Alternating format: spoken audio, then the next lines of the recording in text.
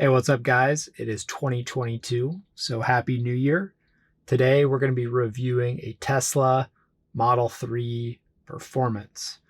I got this car back in September, so I've had it for quite some time now. I've driven it out of town, I've driven it as a daily driver. I've actually driven it almost every day. So, we'll be getting into my thoughts and review over the last 3 or 4 months of ownership. I think the first thing we'll start with is the interior of the car. So, a lot of people do not like the minimalist nature of Teslas. I like it. It may not be for you. I'll talk a little bit about that. So, my wife, for example, says that this car isn't luxury. And I think I agree with that. But I do think it's important to bring this up, which is what is luxury? What does that actually mean to you? Does it mean lots of buttons, lots of gadgets everywhere? Is it the trim? Do you like to have wood in your car? Is it the feel of the materials? Is it the heaviness of the doors? That's one of my wife's favorite criteria is how the doors feel. What is luxury to you? So the Tesla is obviously extremely minimal. There's not a lot of stuff in it. So if having lots of buttons and gadgets is kind of your definition of luxury, then this isn't going to feel that way to you. However, the materials, the steering wheel feels fantastic. The seats are super comfortable. The material on the seats, I don't think it's a real leather. I'm not exactly sure what the material is, but it's soft, it's supple. And from what I understand, they made a ton of improvements on this. I don't think the older models were as comfortable. So, super comfortable seats. In my opinion, the finishes feel great. The door handles, the steering wheel, it all feels really good. If I had one complaint about something, the way something feels, maybe the kind of the plastic around the dash a little bit. That's being pretty ticky tacky though. It's solid. It's nice. Again, is it luxury? Is it like being in a Mercedes or a BMW? Not exactly. It's different. I'll leave it up to you whether you think that's luxury or not. In my opinion, it's super nice. It's just minimal. So moving on to more interior features. One thing that Teslas have is a button release for the door. There is no handle. It's just a button. And so you push the button, opens the door. That takes a little while to get used to, but after a while, it's a nice feature. Something that people always ask me about that is, well, what happens if you fall off a bridge and are submerged in water? How do you get out of the car if the electricity goes out? There is a manual release right here. You're not supposed to use it often because it doesn't allow the window to come down. So it's not recommended to use it, but that is there in the event of the battery dying or you're in an emergency otherwise. So that's the doors. The windows are just like any other window. In the Model 3, it's a front to back glass ceiling, which is super cool. I actually got it tinted, so it could be an issue that on really really hot days the sun coming through, even though it's already tinted, like naturally I got it tinted more, but it could be too hot if you don't have it extra tinted and the sun is just baking down. I don't know. I've never not had it tinted. I got it tinted basically right away, so I couldn't tell you. But it's super nice. It's great for the kids in the back seat. They can see up through the glass and the clouds. It's just a nice feature. I talked about the seats. The seats are super comfortable. Let's talk about space. So this is a Model 3 and it's not an S class or an E class sized car or 5 series or 7 series. It's much more close to a 3 series or a C class Mercedes if that's what you want to compare it to. And so it's not huge, but it's plenty big enough. I'm about 6 feet tall. It's just fine for me. I've got 2 kids. I carry them around in the car seats in the back all the time. It'll be my wife, myself, and 2 kids in the back with the car seats, and we get around town all the time just fine. Would I want to take this on a super long road trip? Probably not, and we'll talk about the battery range in relation to that later. But for getting around town and having kids in the car, it's totally fine. Because it's an SUV, there is no drivetrain. So in the back seat, there's extra room because there is no hump in the middle for the drivetrain. So that's not something that's going to be unique to Tesla. Any electric vehicle will be like that, but it is a consideration for for ICE vehicles versus EVs. So plenty of space in the car. I have no complaints about the space. Let's talk about the white seats. So I got the white seats because when I was purchasing this car, I just wanted to get the car what I wanted. I didn't want to worry about anything else. I had driven my last car till almost 200,000 miles, and I just wanted what I wanted. And so when I researched the white seats, what I found was that they're quite stain resistant. If you wear blue jeans, allegedly, if you wear them all the time and you don't clean the seats frequently, you will get that blue stain. But I actually coated my seats with a protective coat, and I just don't wear blue jeans that often, so it hasn't been an issue for me. Outside of that, again, kids in the back spilling stuff. I've spilled stuff. So far, everything has been able to come off. When I clean the seats, they're just like new. Nothing sticks to them. So far, I don't have any complaints about the white, and I love the way it looks. It's a super cool look. Some other nice features inside the car are mobile charging. So the mobile charging right underneath the screen is a super nice feature. And the console drawers are great. It's got a nice deep console drawer with a very cool slide in, slide out opening. You got 2 cup holders. The middle console is great. It's got tons of space. You've got the cigarette style charger in here. Your other chargers for cables are actually in the front compartment, and those are USB-C. Those are right down here. Again, it's a minimal interior, but I think it's great. It's got everything you need. One critique, they still haven't solved for things falling out of your pocket into the crevice of the seat. If something falls down there, it's just gone forever. But really, it's just gone until you get out of the car and push the seat up and get it out. Super annoying that nobody has solved that issue yet. Maybe we'll invent something for it. Another critique I would have on the interior is the rear view mirror. It's just kind of a puny rear view mirror. I don't really like it. It's just does its job. It's fine, but it's just kind of like dinky. And I don't know this for sure, but I suspect over time it's going to loosen a lot. When my wife gets in the car and we switch who's driving, we're adjusting it a lot. So not a big fan of the rear view mirror, but that's a pretty small complaint in my opinion. A couple other small complaints I'd have are, one, the Tesla doesn't come with any mats. So I actually ordered some rubber mats off of Amazon just so I wouldn't have to worry about getting anything permanently in the carpet of the car. I'll link those below. You can get the ones from Tesla. They're like $350 or something like that. So I just opted for off-brand Amazon ones. I'll link those. So far they've been fine. It's just rubber. So like, do you really need the branded ones? So they don't come with any mats. Another thing that's a complaint would be the garage door opener. They don't come with the software or the hardware to open a garage door built in. You have to buy that separately. It's called HomeLink. It's $300 and they have to come in and install it, and then you can open your garage door. It wasn't that big of a deal to do. It's just kind of a minor annoyance.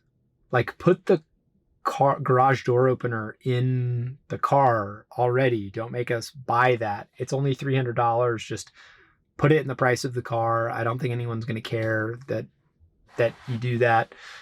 So that was kind of annoying. So let's talk about the battery and range. So I've driven this out of town from Austin to Houston several times, which is approximately 160 miles. No problems whatsoever for that distance. We're not even getting close to the range.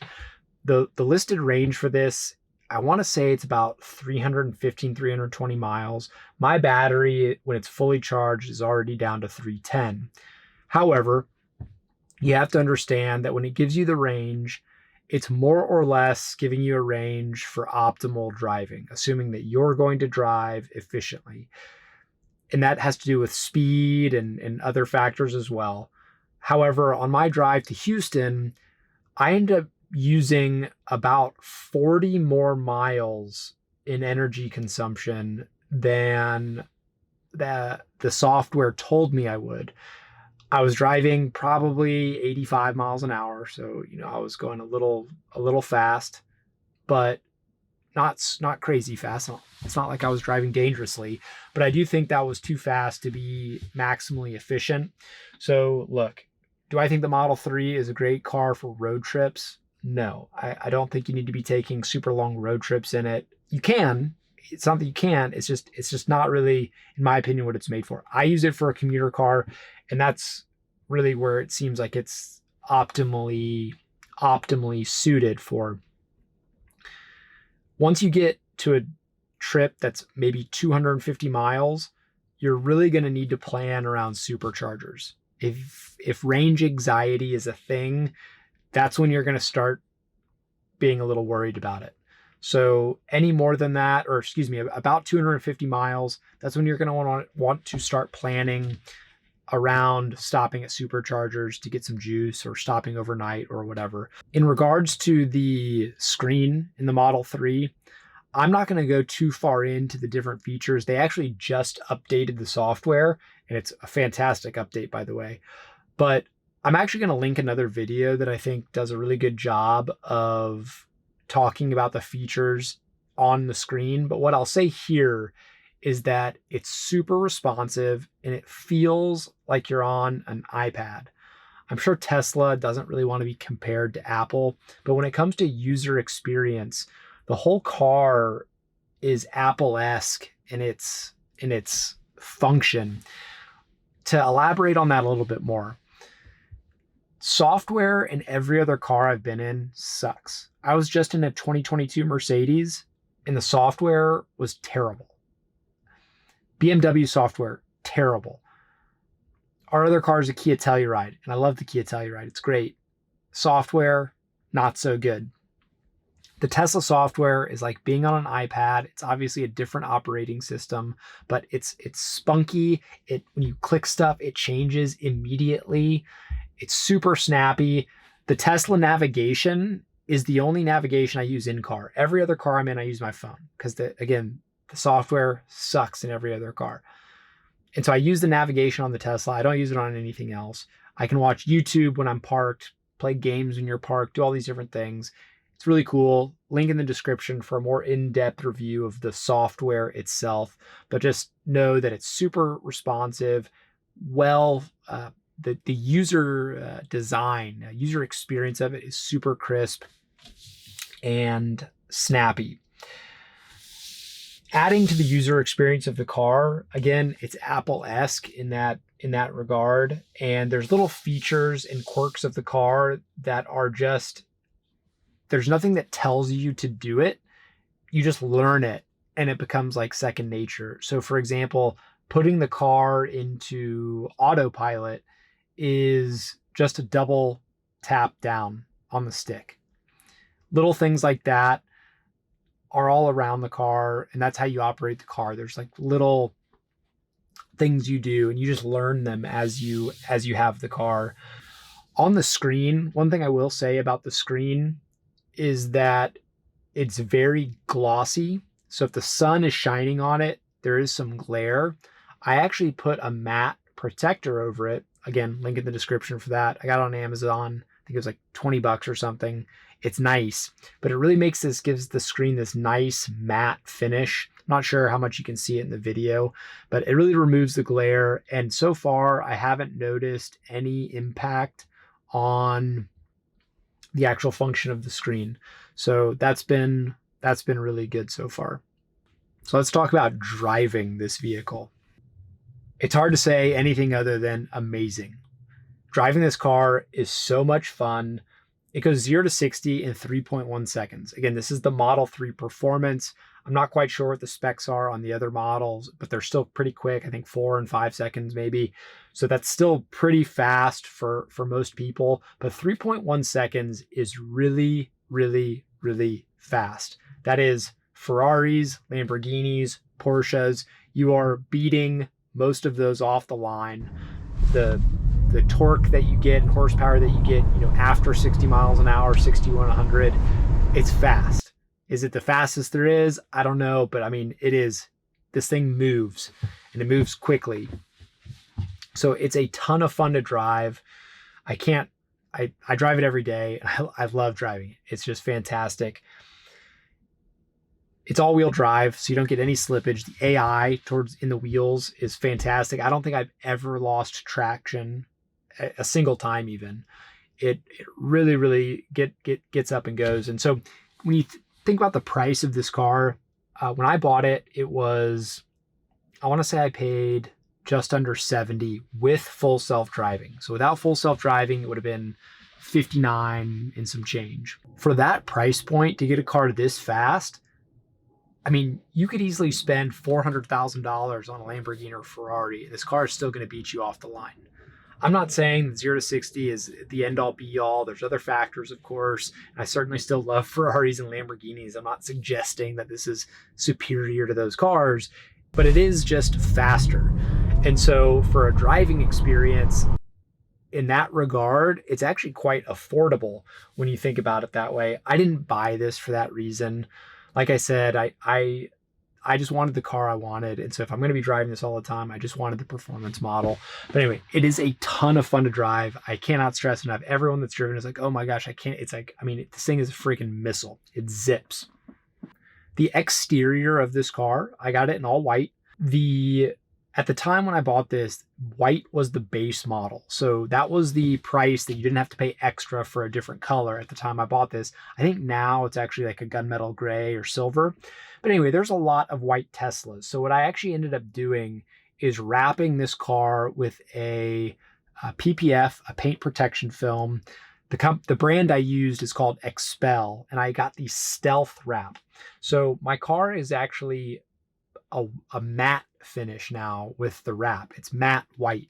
It's not a real true matte. There is still some sheen because the Stealth doesn't completely matte it out, but it does give it that little different look to it. Otherwise, the white is super common. So I want it to look a little bit different. It also makes it super easy to wash. I can wash it without soap most of the time and get it super clean. So that's fantastic. The wheels are the 20-inch performance wheels, and they are a slate black, gray-ish color.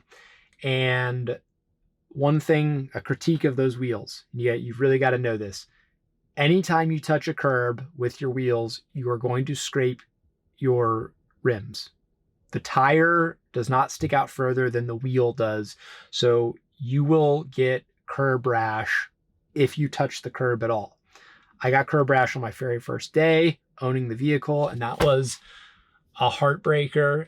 It was terrible, but it's going to happen, and you're just going to have to every couple of years or every 6 months or however often you do it, you're just going to get your wheels touched up. I don't think it's that expensive to do.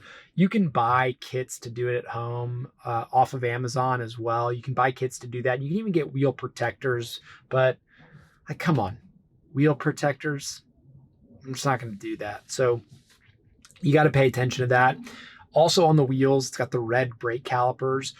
I believe the performance model has performance brakes.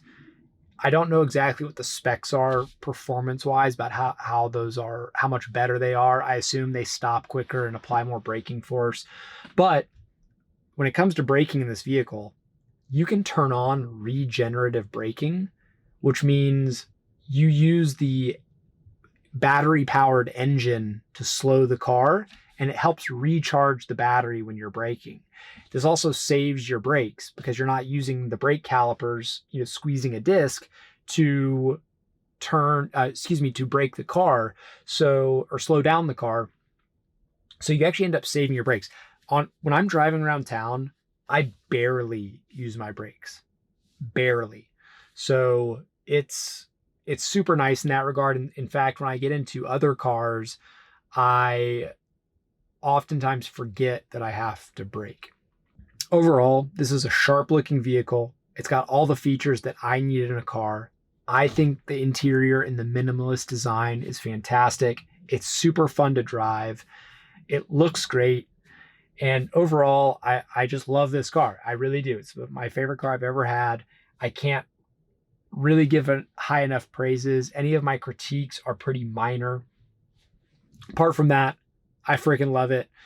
Hopefully one day I can get the Model S Plaid and really drive enthusiastically. All right, guys, that's a review. If you like this video, leave a comment, subscribe to the channel. If you want to see more IRL videos, let us know and we'll do more of them. If you think we should do more car reviews, let us know. Just in general, whatever you think, let us know, and we'll catch you guys on the next one. Thanks.